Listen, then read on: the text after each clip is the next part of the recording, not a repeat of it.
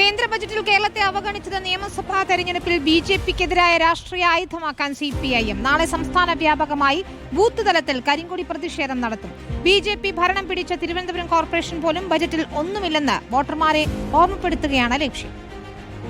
അധികാരത്തിലെത്തിയാൽ കേരളത്തിൽ വികസന വിപ്ലവം തീർക്കുമെന്നാണ് ബിജെപിയുടെ വർഷങ്ങളായുള്ള വാഗ്ദാനം.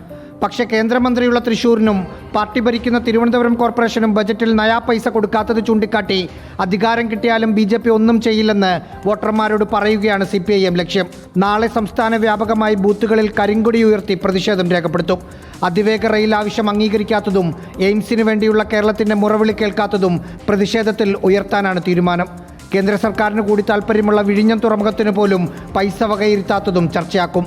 വലിയ പദ്ധതികൾ പ്രതീക്ഷിച്ച ബിജെപി കേരള നേതൃത്വം ഒന്നും കിട്ടാതായതോടെ കടുത്ത നിരാശയിലാണ്.